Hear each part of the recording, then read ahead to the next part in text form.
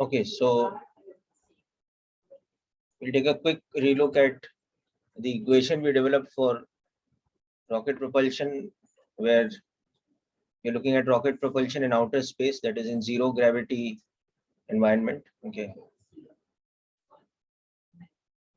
take an example also of that. Let's take. Okay, so variable mass systems.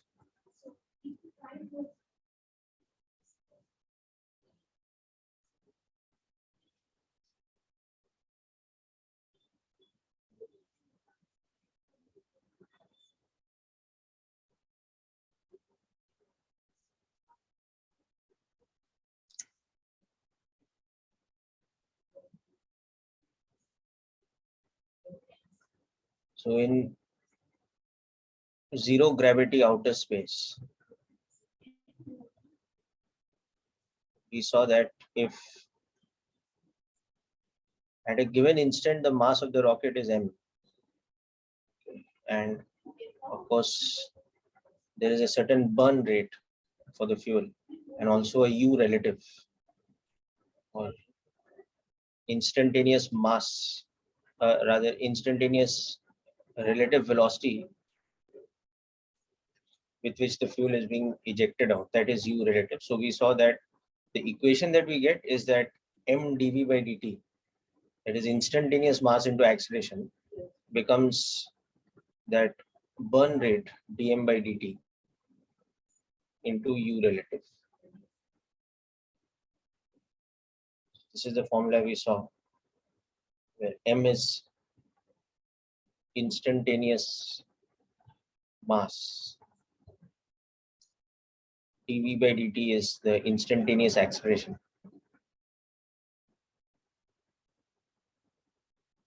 Okay. Dm by dt is the rate at which fuel is being consumed, so we call that the burn rate. And u relative is the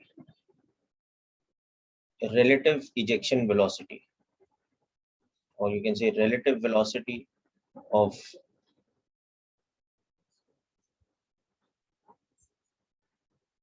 the ejected exhaust fuel with respect to the rocket itself. So that's what we mean by relative. So let's see an example problem based on this. So let's say that a rocket starts from rest at time t equal to 0. That time its mass is m naught. Okay. Burning fuel at a uniform rate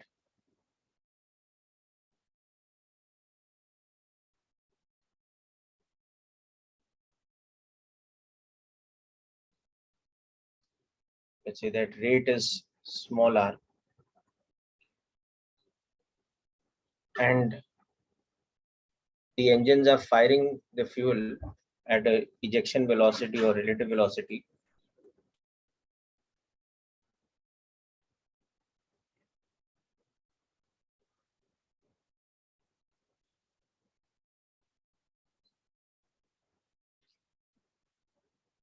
at a uniform relative velocity, that is this much, let's say. So now given some values, we want to find out. So let's say the initial mass of the rocket is, let's say, 2000 kgs. The burn rate is, let's say,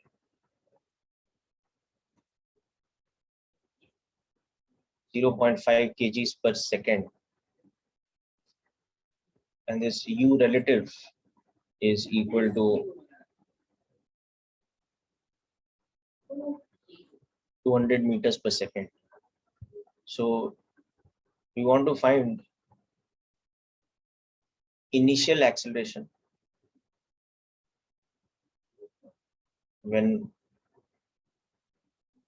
it sets off into motion at time t equal to 0. We want to find acceleration as a function of time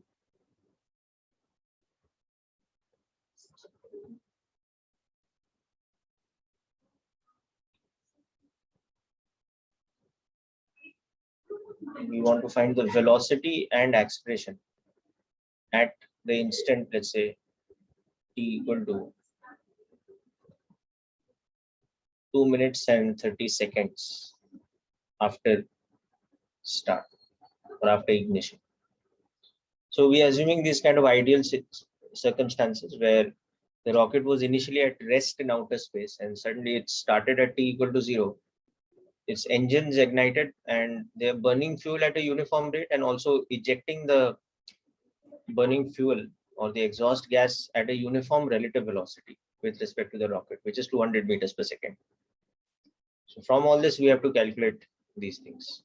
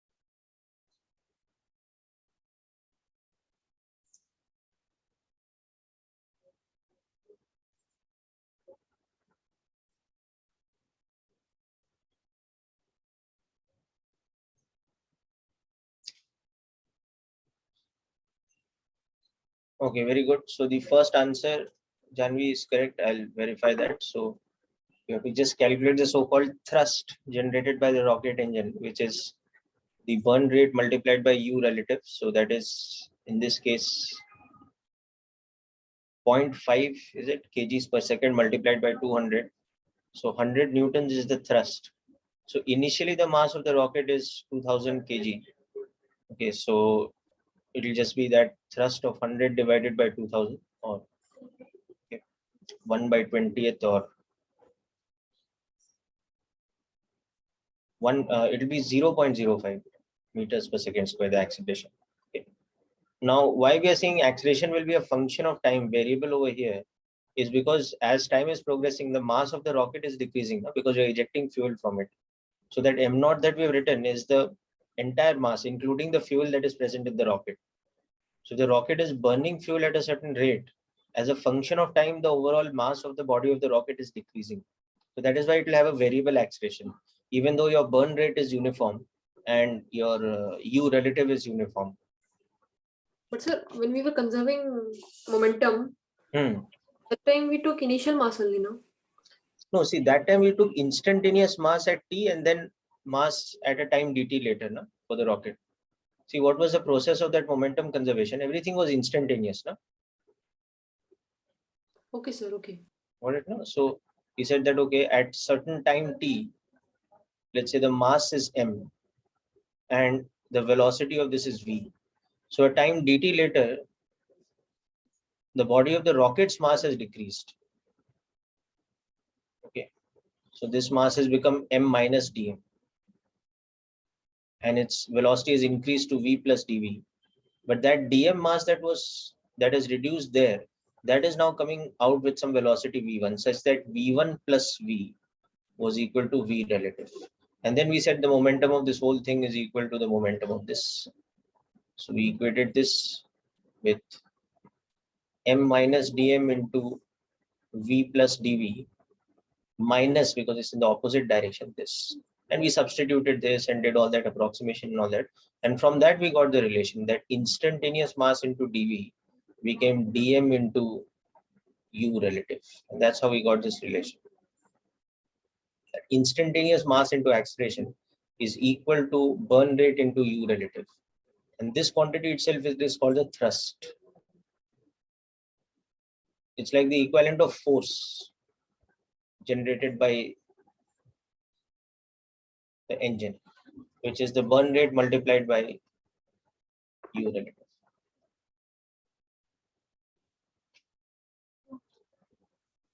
Yes, good, Siddharth, that is correct. Aryan, your answer is also correct. Good.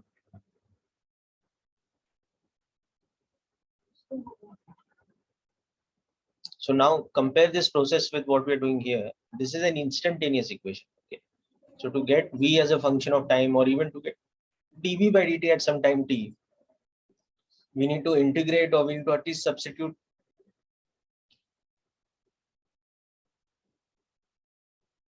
this. Okay, this is the instantaneous mass. Just give it another try, then we'll discuss.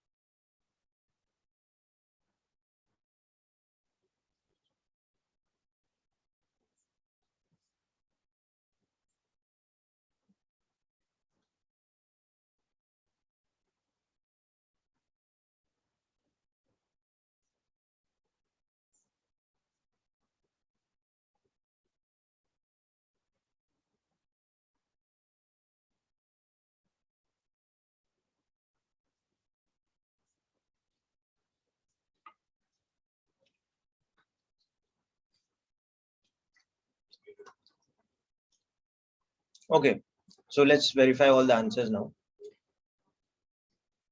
So most of you got the answer you have sent in are correct now. So T equal to 0, if the mass is m0, that means at some time T, the mass is of the rocket is m0 minus that constant rate into T, because minus dm by dt is uniform given to me. That's one thing. Okay, so that's all we need actually to solve this. So we can understand now that burn rate equation, that rocket propulsion equation, m into dv by dt is equal to, so this equation now has to be applied with the condition that this is uniform. Okay, so that condition means that m as a function of time is this. So that's it now. So we have m0 minus rt into instantaneous acceleration is r into u relative. So our instantaneous acceleration as a function of time is just this. Simple. So substitute the value. So instantaneous acceleration as a function of time will become 100 newtons divided by 2000 minus 0.5 t. This is the acceleration as a function of time in meters per second square. So obviously the initial acceleration is at t equal to 0. So it is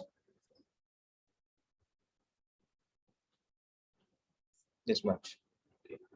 But won't the net force acting on the rocket involve the weight of the rocket downwards? No, it's in gravity free space, no, beta. Taking that situation. Okay, rocket starts from rest in gravity free situation. We haven't seen the situation involving gravity yet. Okay. Oh, all right. So we are taking this, like you can add this in the question here, in outer space.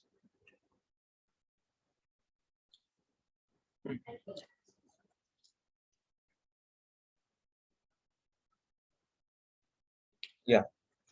So the values I've taken are correct. Yes.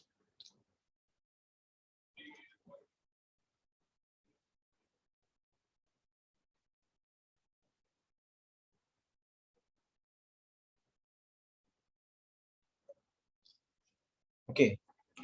Now second part, acceleration as a function of time we've got already. That's this. Okay. Now third part, how to find v as a function of time so that we can substitute for that time. So for that you have this instantaneous acceleration, just express it as dv by dt. So it's just a case of variable acceleration. The normal kinematics method for variable acceleration is to integrate. When acceleration is given as a function of time, we express it as dv by dt and we integrate that relation to find v as a function of time. When we do this integration, we'll see it's a logarithmic kind of equation that we get. So dv will become 100 dt upon 2000 minus 0.5 t, or if we write it parametrically, dv will become r into u relative dt upon m0 minus rt. So next step is we integrate this. Okay, now it started from rest at time t equal to 0. So as a function of time, you can see it will become a log function.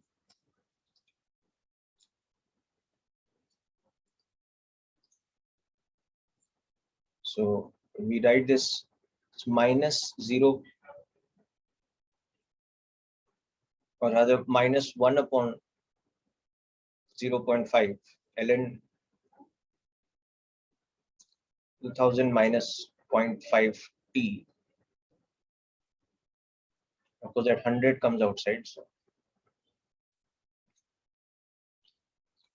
this is from 0 to t. Or if we write it parametrically, it is minus ru relative upon r into ln of that term.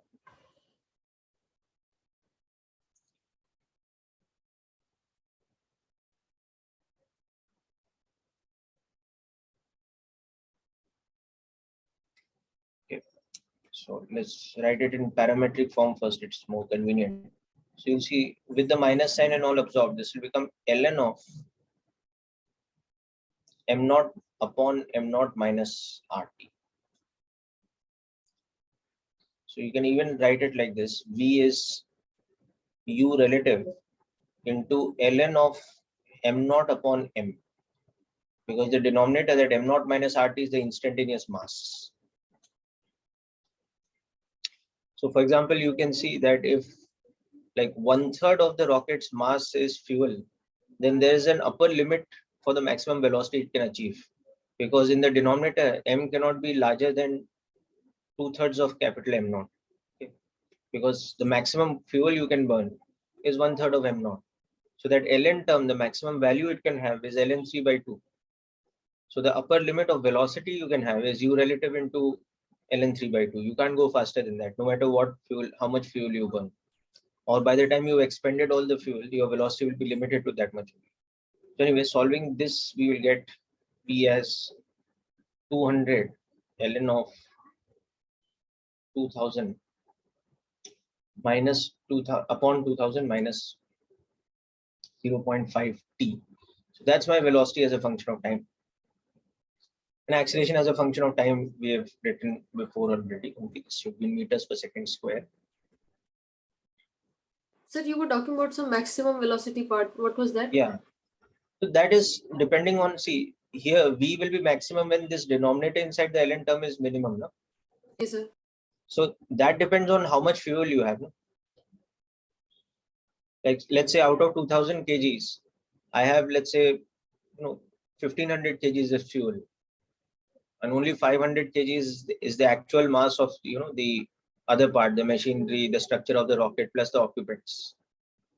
So Okay, sir. the maximum v that we can get will become 200 into ln of 2000 by 500, and that will be at that time when I've exhausted all the fuel. Yes, sir. That kind of stuff.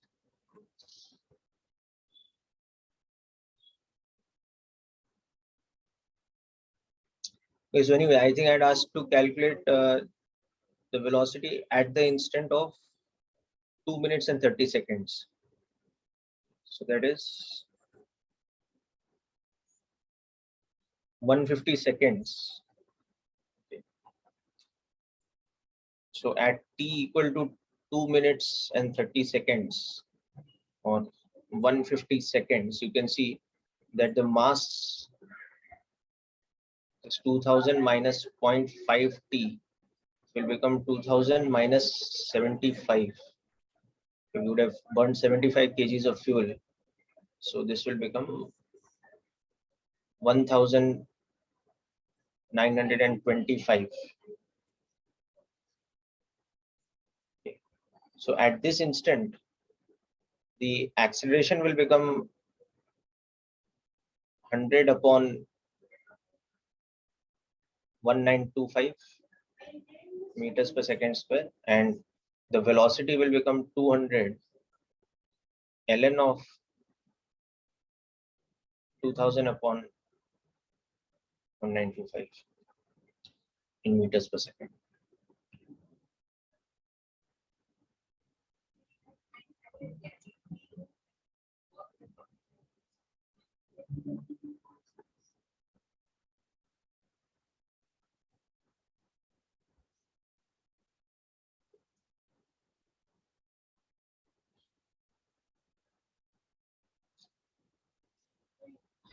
Okay, so this is about this kind of an application for rocket propulsion in outer space. But of course, assuming that the burn rate is uniform and the U relative is also uniform. Now in actual rocket propulsion, there is a combination of engines. Okay, so each applies a certain amount of thrust, and the direction as well as the magnitude of the thrust can continuously be altered by the different engine parameters. So you can achieve a non-linear trajectory as well as whatever rates at any instant you require of dm by dt as well as u relative. So that is the situation. Okay, now let us look at rocket propulsion at what we call typically blast off from the Earth's surface.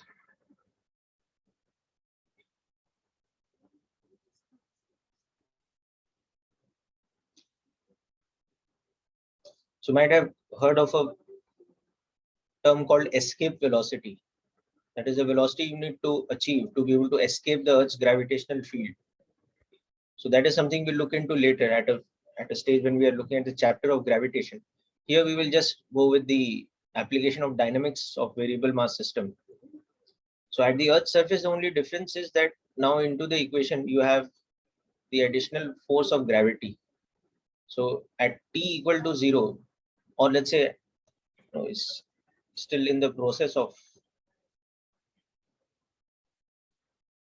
it's not gained a huge height yet. So there is an acceleration due to gravity which is uniform g. So at time t, if the mass is m, and then again at a time t plus dt, the mass becomes m minus dm. But in the process, the rocket has ejected some fuel. So dm amount of fuel has come with v1 like this. Okay. So now when I compare t and t plus dt, I'll have to use the impulse momentum situation on this whole system. On this whole system, we'll apply the impulse momentum theorem that net impulse is equal to change in momentum. Okay, so we'll take the upward direction as positive. So the net impulse that is acting on the whole system is minus mg into dt. The instantaneous mass of the whole system, that is m. So the weight of that, because I've taken the upward direction as positive, so it's coming with a minus sign. So this should be equal to the change in momentum. So what is my final momentum?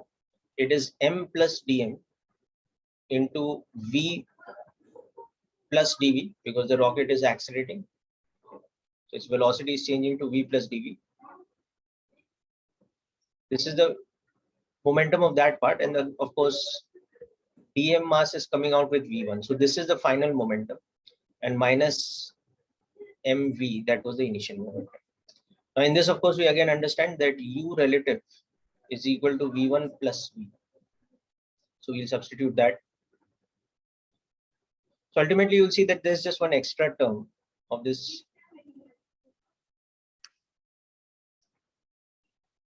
So mv plus mdv plus dmv, okay, plus dmdv minus dm into, we'll write this as v plus u relative, or rather, a mistake, we'll write it as u relative minus v, okay, and minus mv. So once again, this term and this term cancel out here. So shouldn't it be m minus dm? Yeah, my mistake. It should be m minus dm. The mass is reduced now. So correct. So this term should be m minus dm, which makes a whole lot of terms negative here. So these two terms will come with minus sign. Okay, correct now, no? Yes, sir. Yes, sir. Okay, so what else will cancel here when I open this? This dmv term will cancel, no? This term and this term will cancel out. Okay. So we will be left with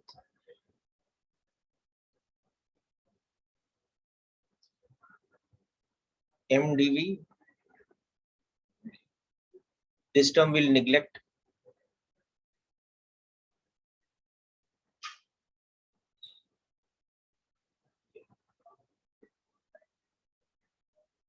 Minus dm into u relative.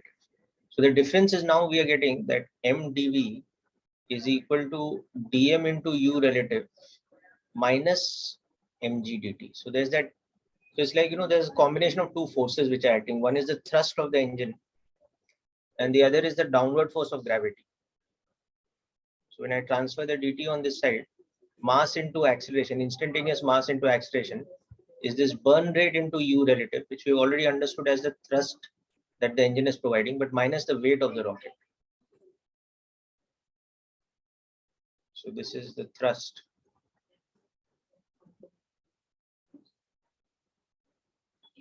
minus the weight.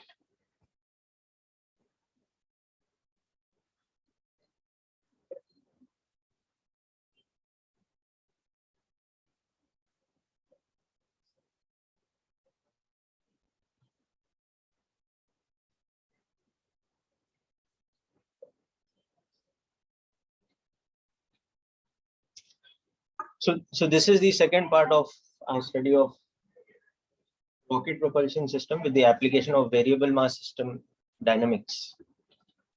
Let's make a note of this.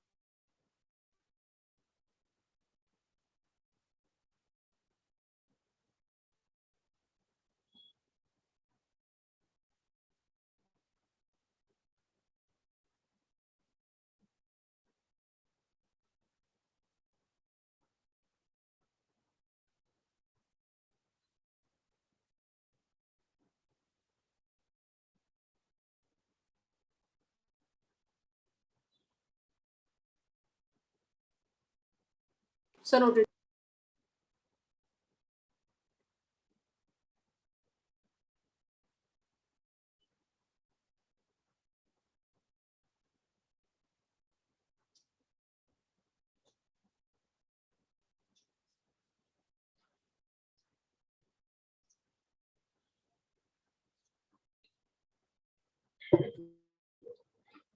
Okay, so now we are officially done with all derivations and theory part of system of particles. So we'll continue to look into some additional types of problems today, some problem solving tricks kind of things.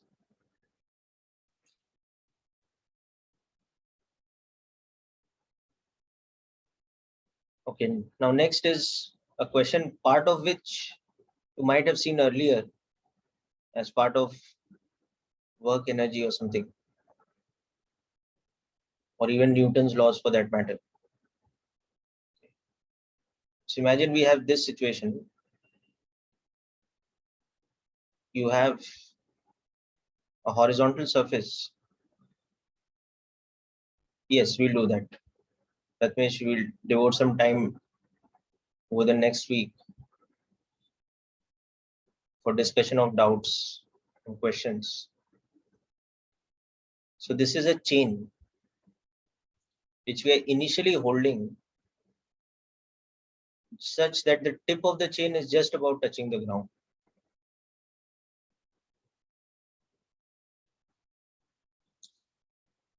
So this is a chain of mass m and length L, which is initially in this state.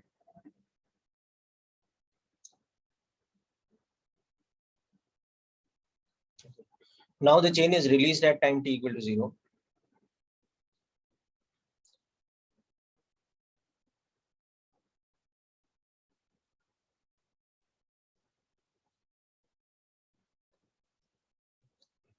So if the end A of the chain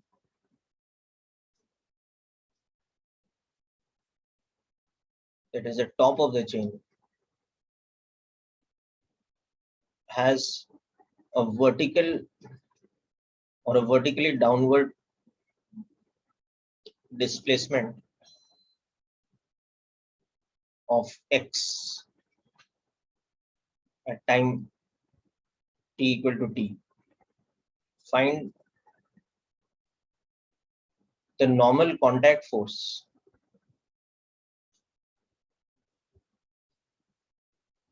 between the ground and the chain as a function of x. Now in this, we'll assume two things. The beads of the chain do not bounce on the floor.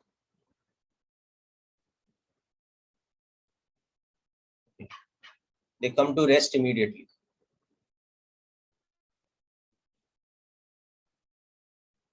So in other words, they make inelastic impacts, perfectly inelastic impacts with the ground. And secondly, assume the chain does not bunch up where it falls. It kind of, the links spread out. So it does not bunch. So where the chain is falling, it's not like it's sort of bunched up. So what do And we mean by forming a heap. Sorry, does not? What do I mean by? not slip in a direction? Sorry, come again, better. Didn't So understand. what do we mean by not bunching? Okay, so bunching up would mean that it piles up like this at one place. So as the chain is falling, now this is becoming a pile of certain height. Okay, now we are assuming that doesn't happen. So it kind of spreads.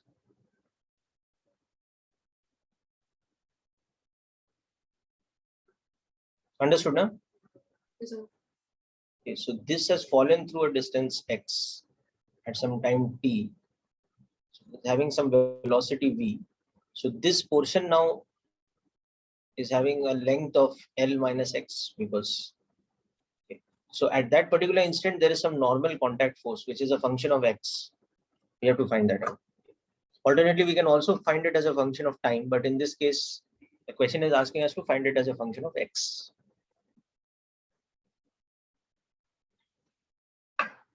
And of course, acceleration due to gravity given to us is g. So we get the answer parametrically here.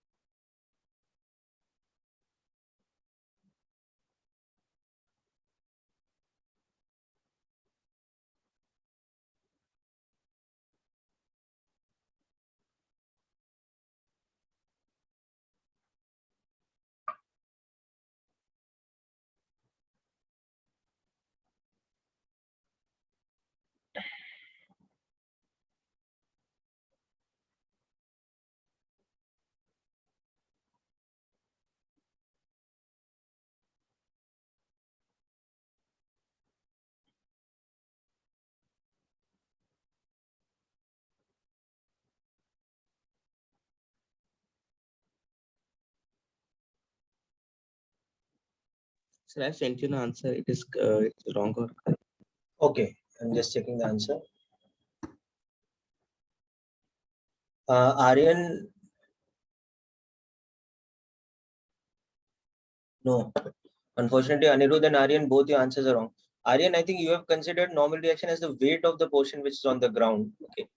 Now, Yeah. I'll just give you a hint that it will be more than that weight. Because if you think about what the normal reaction is doing in terms of impulse, now what is happening? Each link of the chain, let's say a mass dm of the chain hits the ground in time dt.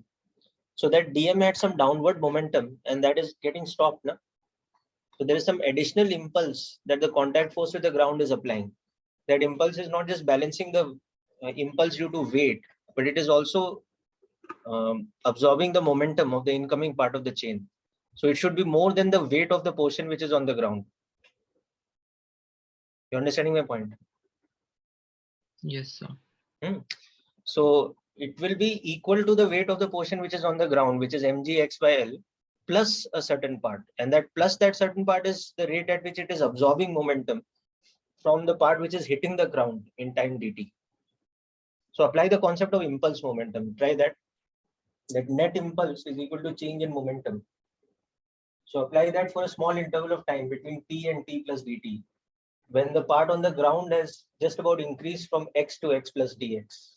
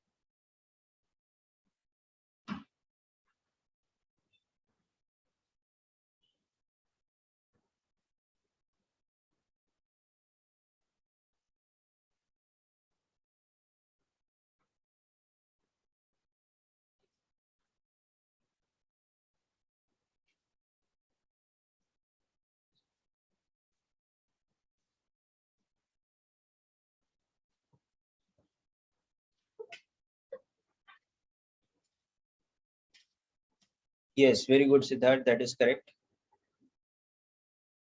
So far one correct answer for the normal reaction. So let's see. Okay, so this is actually a bit tricky, this question. So can you tell me something that will conservation of mechanical energy apply in this situation or not? No, sir. No. Okay. Can you tell me why it will not apply? So because the potential energy that the bead should have got on colliding being lost. Because of what? What So is dissipating energy here? normal reaction. Yeah. Why? Because the collision is of which type? Inelastic. Inelastic. So always remember that inelastic collision impulses are non-conservative. So there is dissipation of kinetic energy. Now this is something which doesn't appear to be, it doesn't appear to be obvious, because we think that, okay, normal reaction is acting on the ground and the ground is not moving. So how can it be doing work? But just think of it like this, that as a link of a chain is coming and hitting the ground with a velocity, its kinetic energy is suddenly getting dissipated. So even though the point on the ground where it is hitting doesn't visibly displace, but there is some kind of dissipation that is happening. Either there will be some kind of damage that happens to the link, its shape will be changing slightly, or conversion into sound or heat or other forms of energy. So at a microscopic level, there will be some small displacement at the point of impact, where the force is acting in such a way that energy dissipation is happening. Okay, so that's the first thing you should understand, that the normal force at the ground, it is a inelastic impact force, and therefore it is non-conservative and dissipates energy,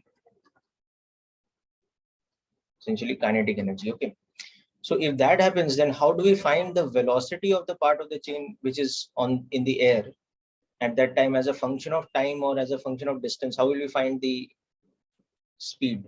Because we'll require that to calculate the force. So the speed of all the particles should be same, right? Yes, at any given instant they should be the same. Okay, so u was 0 over here, where this length was L. Now after some time, this length has become L minus x from here to here, but this whole portion is coming down with a uniform velocity v. So how much is that v going to be in terms of x?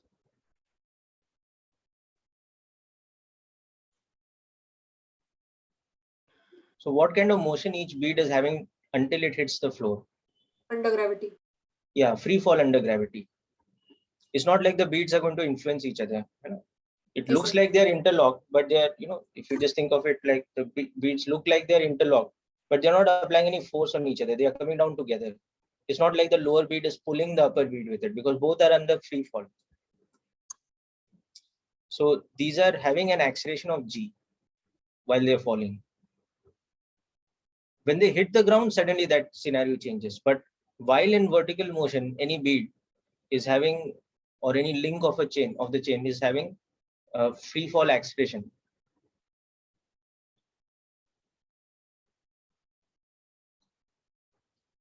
While in free fall.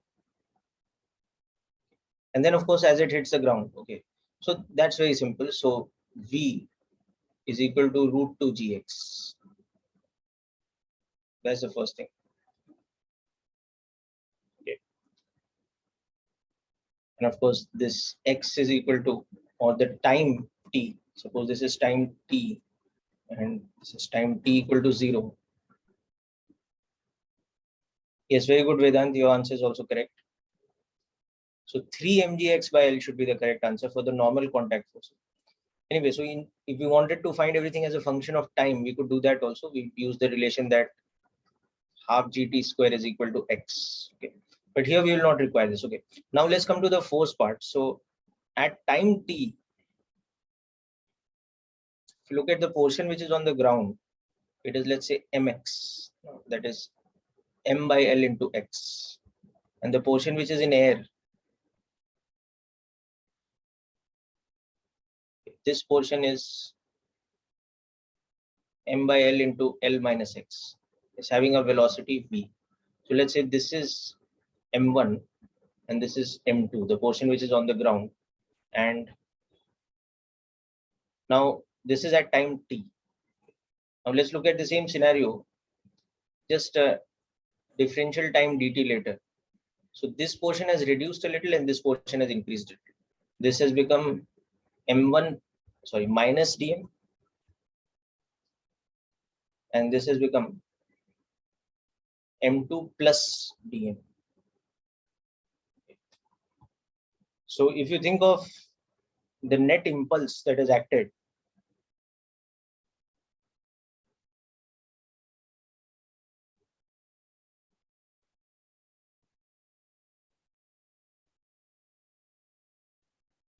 so if you just, one simple way to understand this is, now just think of this portion which is on the ground at t equal to t, and a small portion dm which is traveling downward with the speed v. Now at a time dt later, what is happening? That portion has hit the ground. So this whole mass m2 plus dm is now at rest. So on this whole system, which is m2 plus dm, okay, we can also apply for the whole system, but it's more convenient to apply for this system. What is the instantaneous impulse that is acting in time dt? It is the vector sum of these two forces into dt.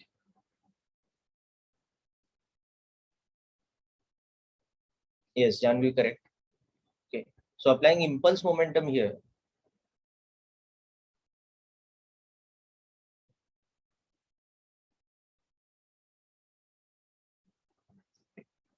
so in time dt, small impulse equals to this small change in momentum. Now we'll take the upward direction as positive. So with that sign convention, what is the impulse that is acting? The net force into that time dt, and this will be with plus sign. And what is the change in momentum? It is final momentum, which is 0, minus initial momentum, which will come with a minus sign because it was downwards, dm into v.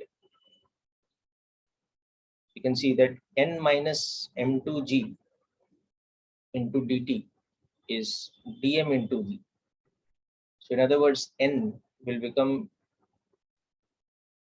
the rate at which mass is falling on the ground into instantaneous velocity plus the weight of the portion on the ground. Okay, so you can see that this n is like a two-part situation. One is the part which is balancing the weight of the part which is already on the ground, and the other is like the impact force. And when we are writing it as this, you can even think of splitting it into two parts. This is the weight of the portion on the ground. Okay, and this is the impact force which is stopping that mass dm. It's bringing it to rest. Okay. Now the next thing, how we'll calculate this dm by dt. Okay, so that is equal to m by l dx by dt, because dm is equal to lambda dx. Okay, so it is mass per unit length into dx by dt, which is m by l into v. So therefore, this term dm by dt into v is actually mass per unit length into v square. And we already got v as a function of x, so we'll substitute that. So finally, making these two substitutions, you will see that actually this impact force term is actually double of m2g.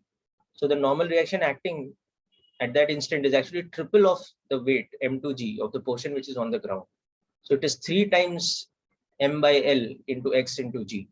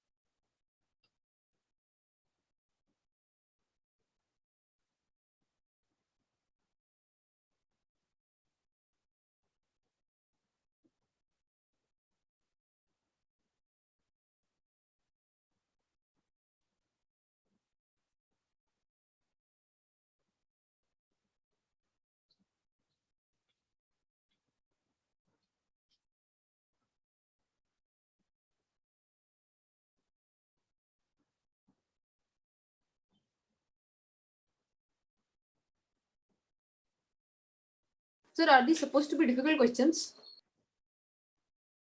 You can say that initially they are a bit tricky, but once you get used to this, okay.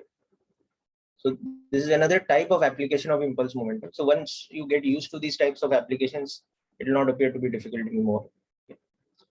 So this n will become m by L v square plus m2g. Now remember, v square will be 2gx. Okay, and m2 itself is m by L into x. So substituting all that, we are getting this as. So I'll just give you an example. Now you have seen this question. So right now this might have appeared a little difficult for you, or maybe you did not initially judge how to approach the problem. But now if I give you a variation of this problem, okay, you should not find it that difficult. So to just do some adjustments, but the concept application is the same. So the variation problem is here now next. So instead of the chain in free fall, now we have a situation like this, that the chain is kind of resting on a tabletop such that the overhanging part of the chain is just about touching the floor below. So imagine we have this kind of a situation.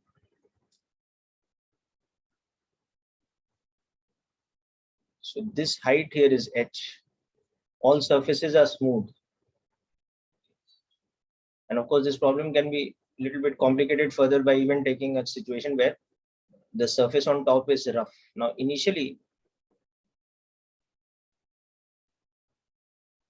let's say we have a chain where the end A of the chain is over here. So this is a chain of length L equal to 3h and mass m, and the end B is just about touching the floor. And it's at rest. Now we release it from this position. So the chain starts slipping because of gravity acting on the vertical part. And as it starts slipping, again, imagine that the beads of the chain don't bounce on the floor, and nor do they bunch up. So we want to find the contact force, the normal reaction force between the floor and the part of the chain on the floor, just at the instant when the end is reaching this corner. So the chain is now released. So first is find the speed of the vertically hanging part at the instant when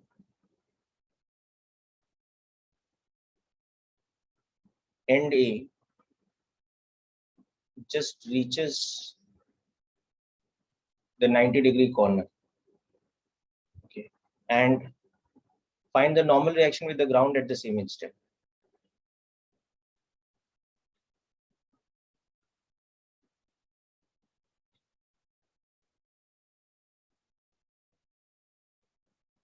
At the same instant. And we'll do this question with the same assumptions as above, that the links of the chain are not bouncing and not heaping either.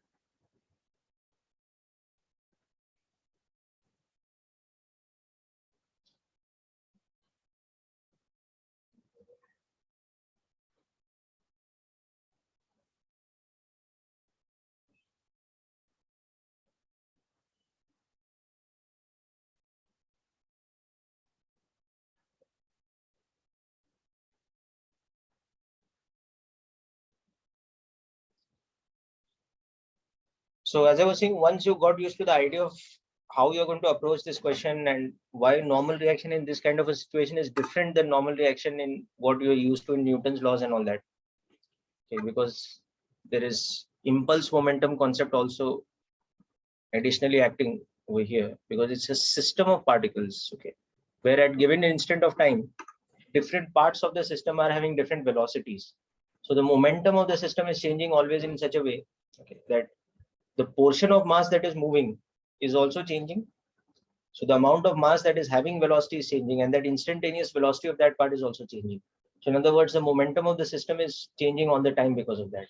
So you have to apply the impulse momentum concept, that the net impulse is equal to the change in momentum, or rate of impulse is equal to rate of change of momentum, or net force is equal to rate of change of momentum. So once you're used to that idea, now you can see that it's a small variation compared to the above problem, and you should be able to solve this quite easily using that. Remember, the tabletop is also smooth.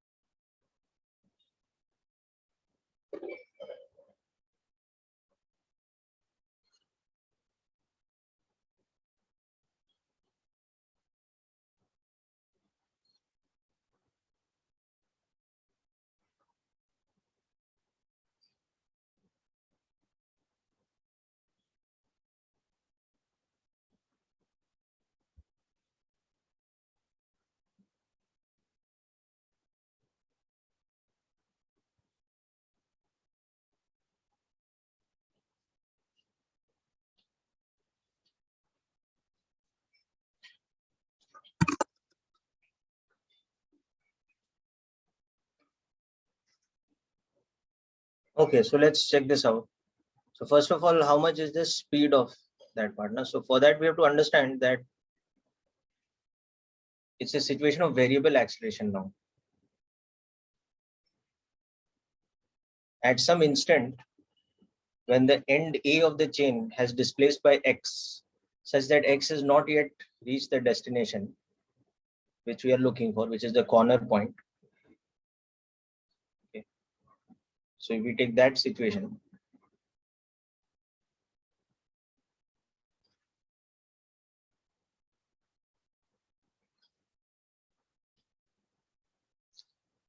so let's say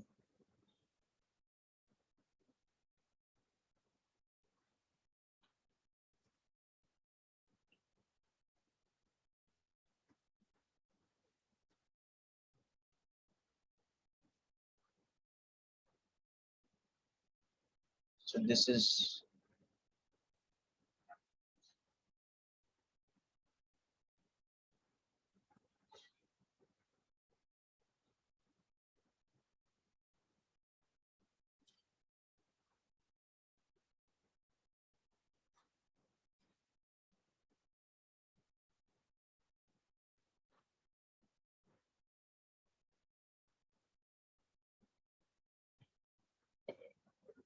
of course there is a certain portion on the ground here.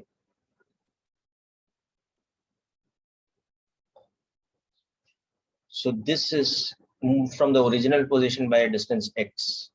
So this has become L minus H minus x, or basically it has become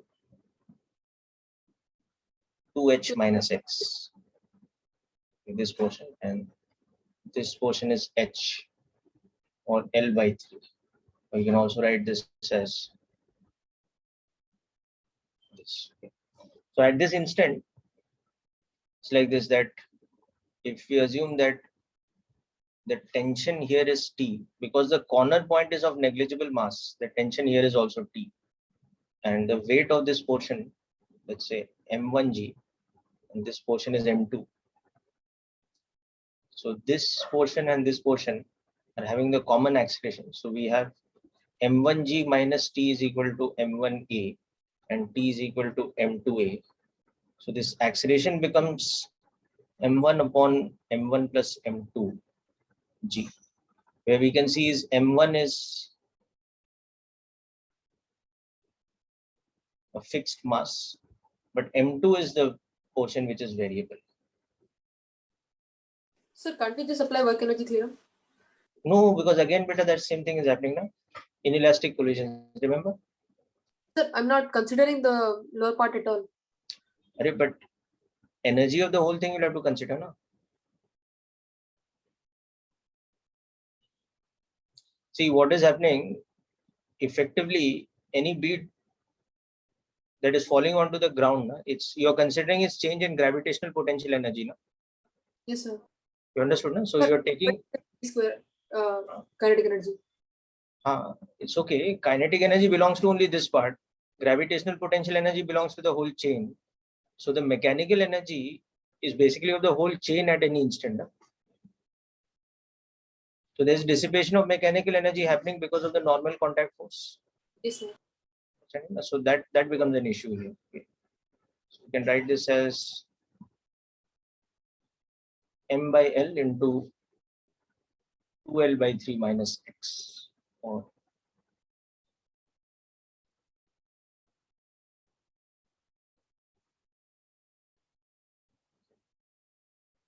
so basically, when we do m1 plus m2, you can see that it's basically just equal to m minus m by L into x. Okay. The combined portion of this and this is basically the total mass minus this portion. That's another way to understand this. So the acceleration is variable like this. The acceleration is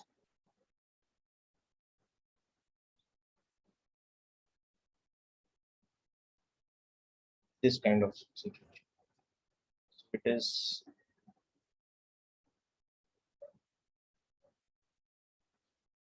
like this. We can write it as this kind of.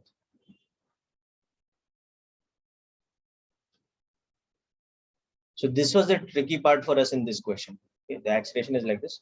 So dv by dt or v dv by dx, we can write like this, is equal to this term.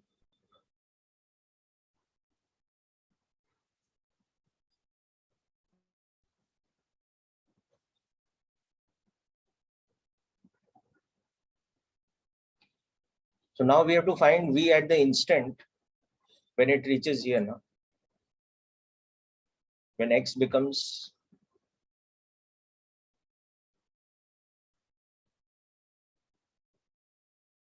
(2h) or 2l by 3. So v dv is equal to g by 3.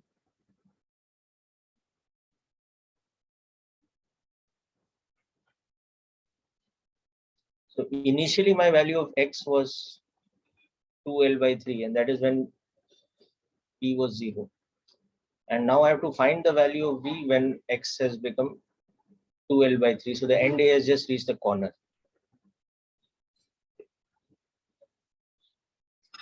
So v square by 2 on this side will give me g by 3 into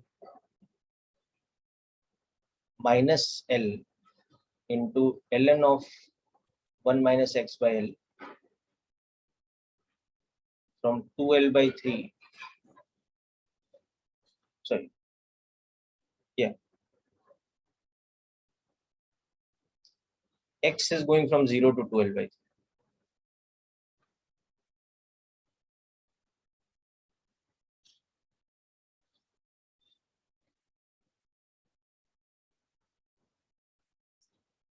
So we'll get v square by 2 is equal to g by 3 or gl by 3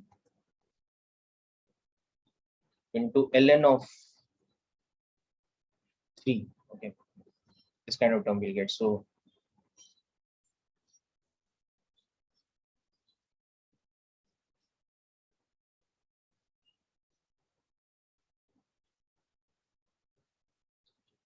ln 3 is 2.303 into log 3, which is approximately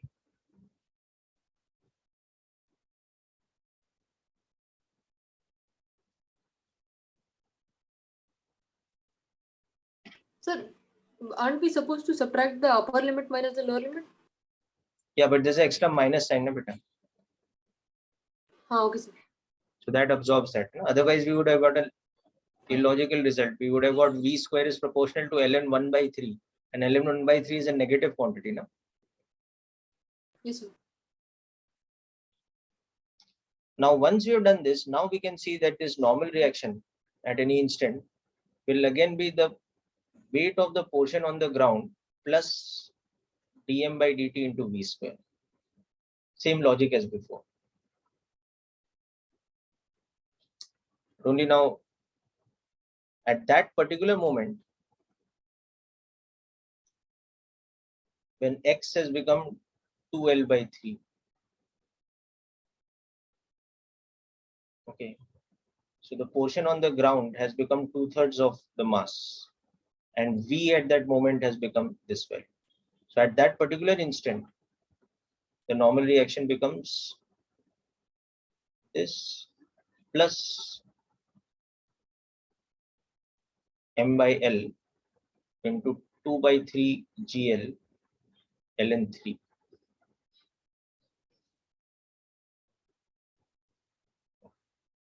So again, I think you can take 2 mg by 3 common, and you have 1 plus ln 3 this time. It's kind of that.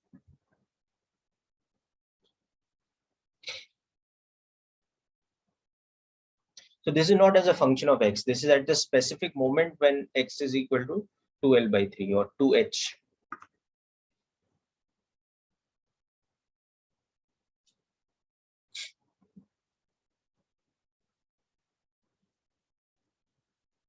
So this equation is again coming from that impulse momentum concept.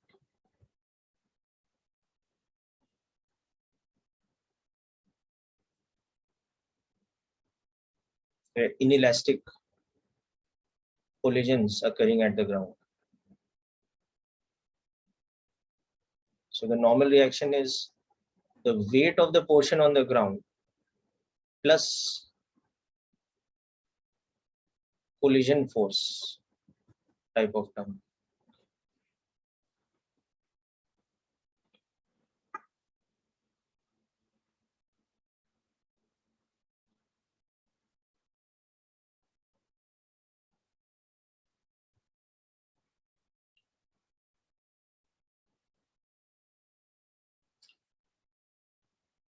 Sorry, my mistake. This term is actually dm by dt into v, and further that is m by l into v square. So this is like the collision force type of term.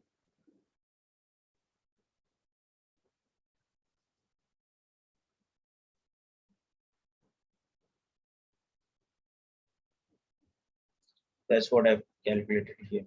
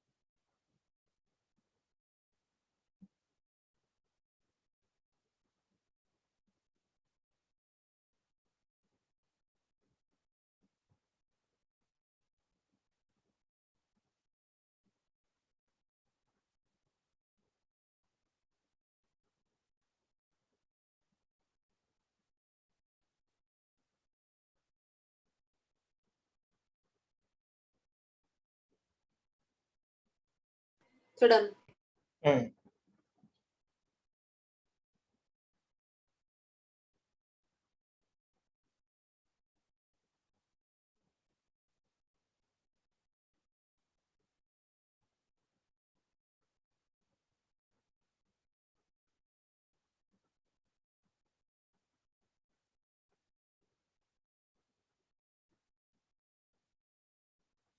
Okay, now, so good. So this question,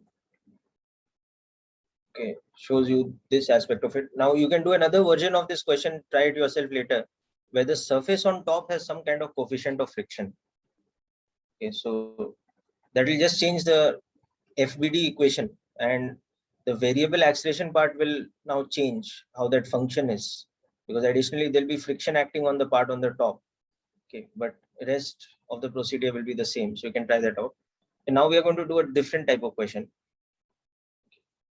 where we'll come back to bit of momentum conservation, collision theory kind of thing, but in a different context. Okay, so we have a smooth floor, and let's say we have a triangular wedge sitting on it.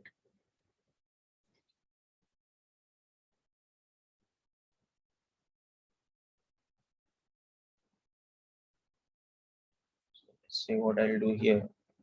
Oops.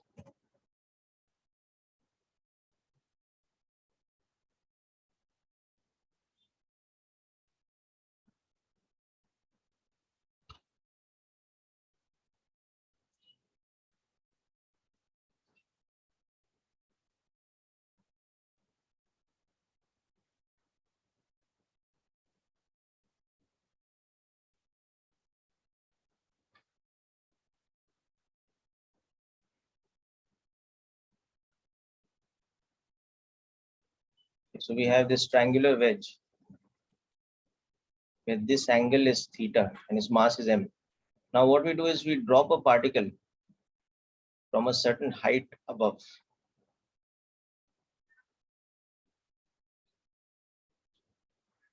So given that h is equal to 20 meters, okay, and say this is m2, this is m1, and the particle m2 just after impact, okay, has a horizontal velocity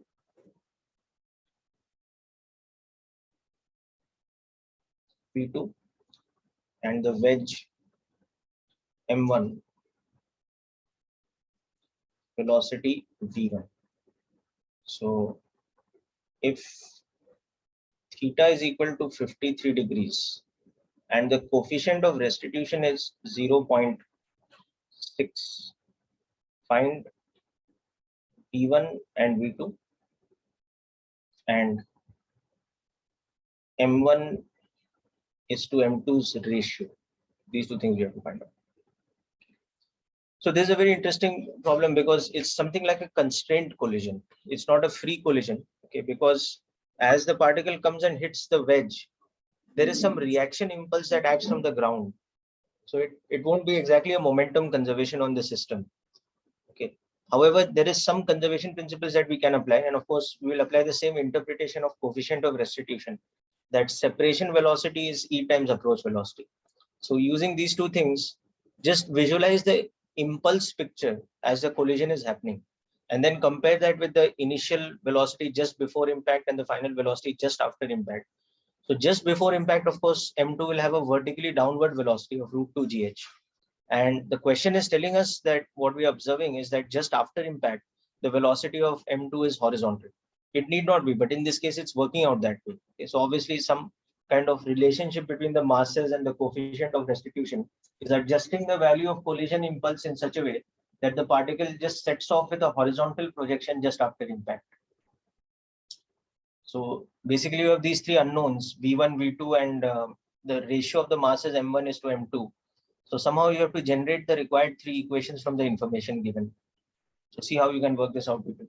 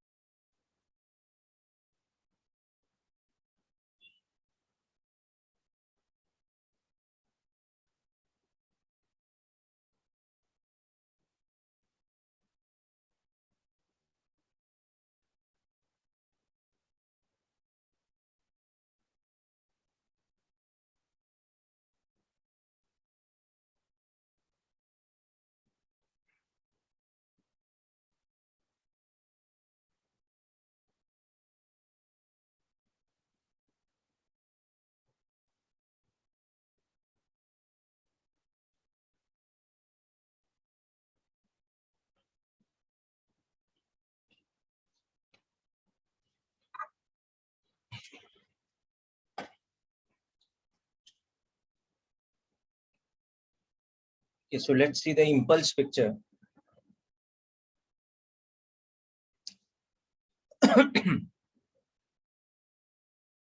As we proceed on this.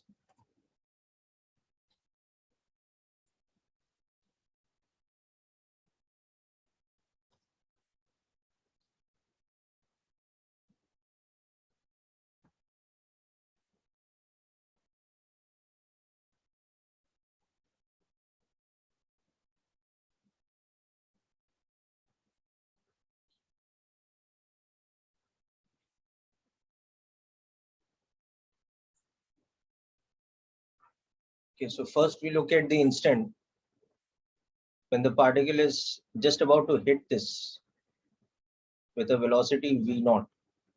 So that v0 is √2gh. In this case is 20 meters per second. Okay, Anirudh, I'll just verify this. Now, next thing we look at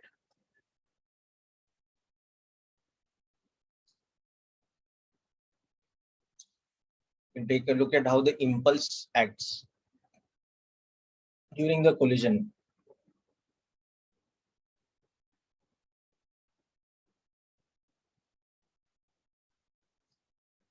So there'll be a sort of mutual normal impulse.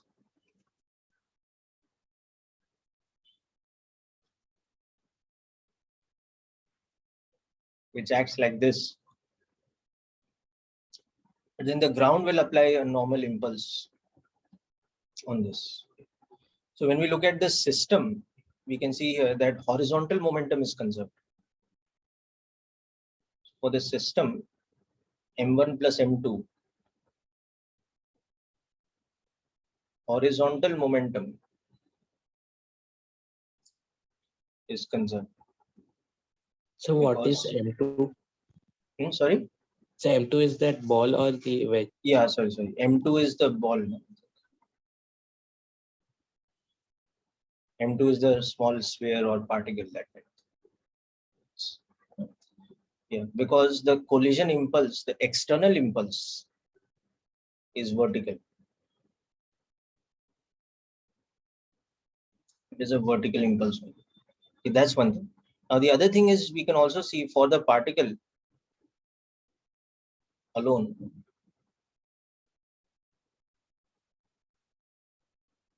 particle or sphere or whatever, M2, the impulse J is normal to the surface.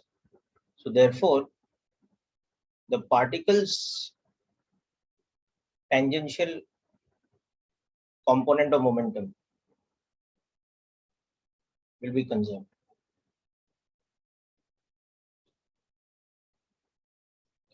May we understand that this is the normal direction and this is the tangential direction. Okay. So that's two conservation principles that we can apply. Okay. And of course, what our final situation is looking like after impact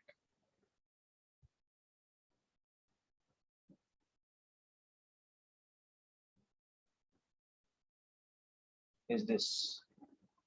That is rather simple. This is having, because the question has told us that the impulse is acting in such a way that it's having a horizontal velocity v2. And this one is having a horizontal velocity v1.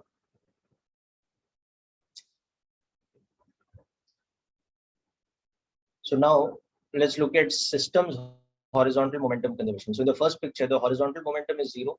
In the final picture, it is plus m2 v2 minus m1 v1. So you get the relation that m1 v1 is equal to m2 v2. Now the other thing is this conservation of momentum of the particle along the tangential direction. So this is a tangential direction here. This is the normal direction.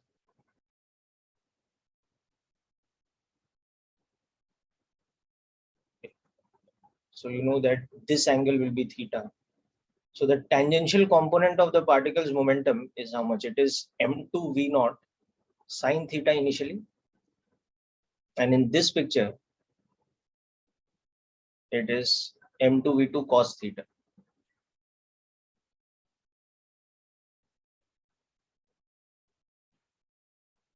This is immediately telling us that v2 is equal to v0 tan theta.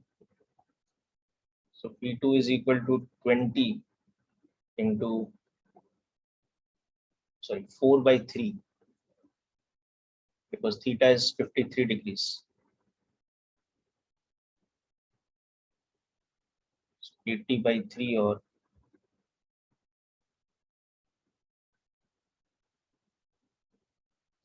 okay. Now it comes to the coefficient of restitution part. So in this diagram, can you tell me how much is the approach velocity? 20 meters.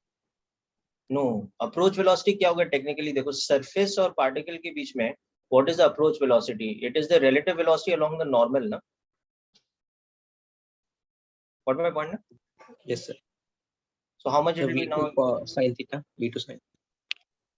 It will be v0 Cos theta. Cos theta. cos theta. Na? So the approach velocity will be v0 cos theta. Okay. Now in this diagram, you tell me how much is the separation velocity?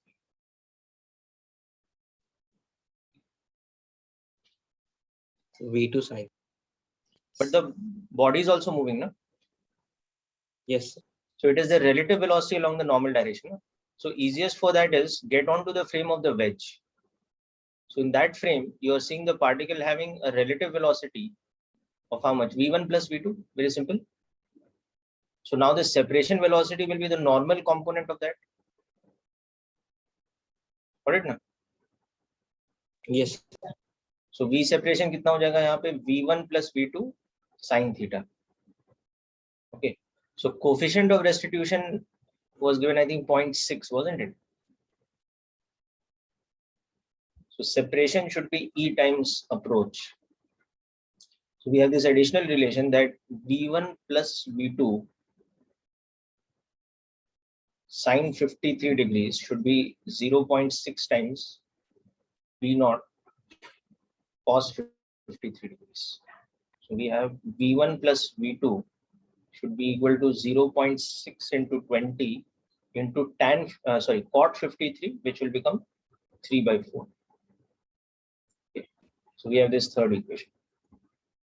Sir, how can we say the tangential velocity is conserved, sir? Ground will also apply an impulse, no? But not on the particle, na beta. See, the ground is applying an impulse on the wedge. So on the wedge, if you see, neither horizontal nor vertical nor tangential, nothing is conserved that way, because there is one impulse acting like this, there's one impulse acting like this. If you see the particle plus wedge as a system, on this whole system, there's only one impulse acting. So we are conserving horizontal momentum. And if you see the particle alone, on that, there's only one impulse acting, the J. That's in the normal direction. So what about the perpendicular direction? Momentum is conserved along that. Yes, sir. Got it? So that's why. Okay. So this is just for the particle, that the tangential component of momentum is conserved. This is for the whole system. For the system m1 plus m2, horizontal momentum is conserved.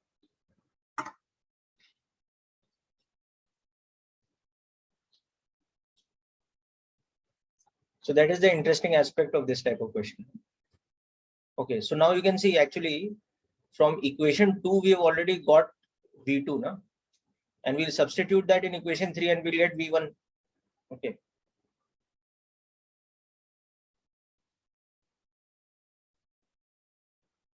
So then we'll substitute v1 and v2 in equation 1, and that will give you the ratio of the masses. So now solving is not the difficult part. The important part was the conceptual part, that for the system, that is the wedge plus the particle, we are able to conserve horizontal momentum. And for the particle alone, we are able to conserve this thing.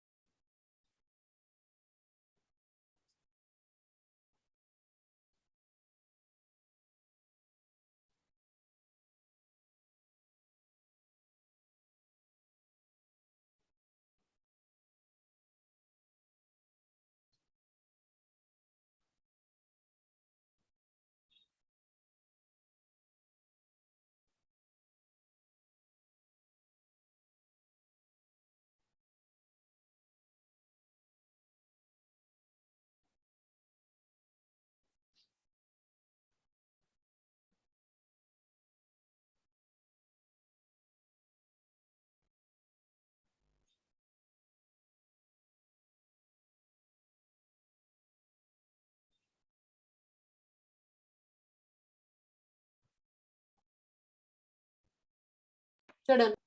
Hmm.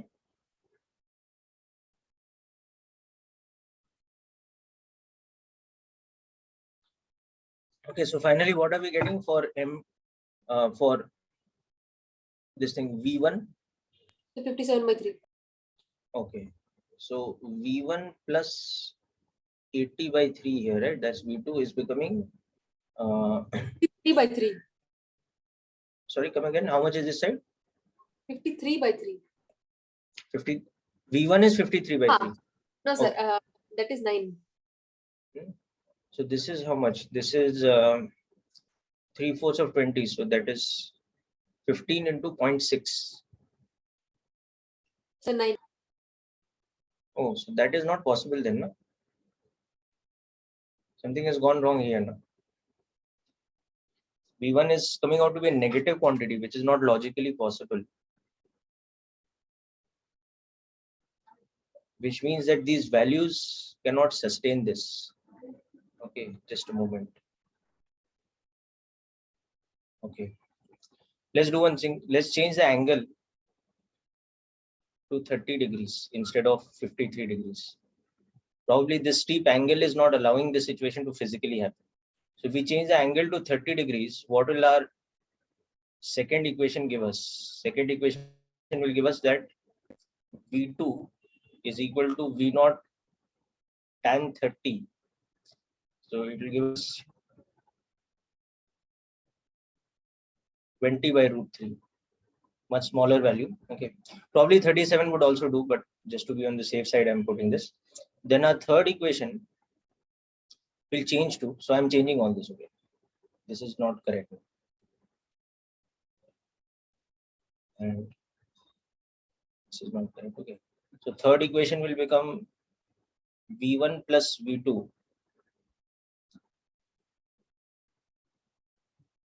sin 30 is equal to 0.6 V0 cos 30. So this will give us that V1 plus V2 is equal to 0.6 into 20 into root 3. Correct. So this will probably give us something which is acceptable. So basically that angle was too steep. It would not have been possible for the particle to get projected at horizontal. Yeah, Siddharth, to explain the tangential component conservation again, you see when the particle hits the surface is applying an impulse in this direction. So along the tangential direction, there is no impulse. No? Hence, the momentum is conserved along the tangential direction. Hope it is clear now. So anyway, so substitute this here. No, so during the impact, the time of collision, dt is so small that impulse due to gravity and other type of forces is neglected. It is only the collision impulses which are considered. You understanding now? This J is like a very large amount of force into a very short time.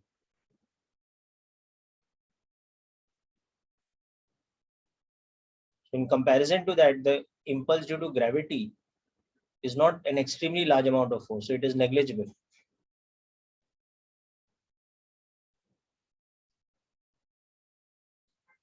Okay, so hope this point is clear. Yes, sir. Okay. So what is this equation giving us? Let's see. So V1 plus 20 by root 3 is here becoming how much? 12 root 3. So V1 will become, yeah, so fortunately we are now getting 16 by root 3 as V1. So we've got V1 as 16 by root 3, got V2 as 20 by root 3, and now we know that M1 is to M2, V2 is to V1 from equation 1. So you can see that the ratio is becoming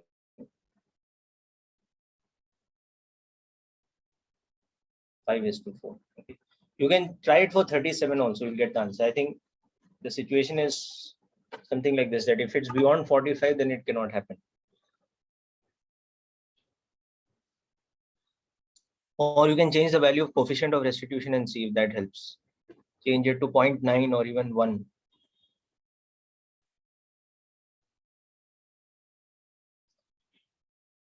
Okay, so anyway, people, hope this last question was also clear in all respects, how we conserved horizontal momentum for the system, but for the particle alone, we conserved the tangential component of momentum. And also how we did the calculation of approach and separation velocity. Remember that when you're talking about a surface of a wedge and a particle moving with respect to it, you have to find the relative velocities component along the normal to the surface, or along the perpendicular to the surface. That is the rate at which the distance is changing between them. Okay.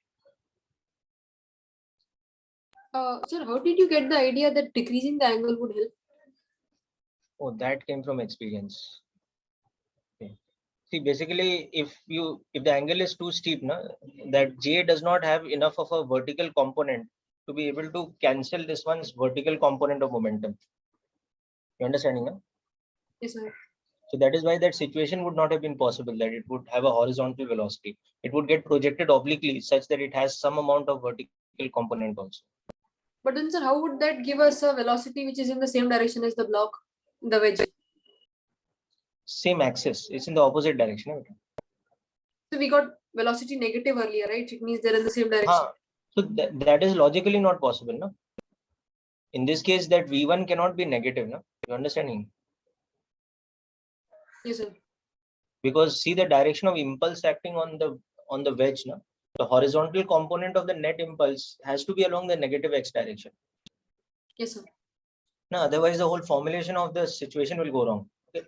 So there's no way that this impact impulse can give the wedge a velocity along the positive x direction. No? And if we get V1 as negative, that is what it's implying, that it should have. So that means the dynamics of the system, it will support that situation only if this has a horizontal, but that doesn't make sense logically. Yes, sir, I got it. Okay. Okay, so that's it for today's session, people. Yes, I will share the notes and videos of all the lectures of this week. I think 3 in number, today's included. And with that revision of that part, please complete maximum problems from your module. And I'll also be sharing a revision exercise in system of particles with all types of problems, starting from the basics of center of mass, but right up to more complicated situations of oblique collisions and these kind of momentum conservation kind of principles. So basically another 7 to 10 days look to wrap up center of mass chapter or system of particles chapter. And all of these concepts will be very critical in the next chapter, rotational mechanics also. Okay, so we'll be working very closely with all these concepts ahead also now. So that's it for today's session, people. Wish you all the best. Yes. Yes, tell me, beta. Sir, can you send the answers for the questions back in the module? Yes, sir. The answers. Oh, yes. Yeah, I will get the answers sent. Yes. I'll answer. Thank you, sir. Okay.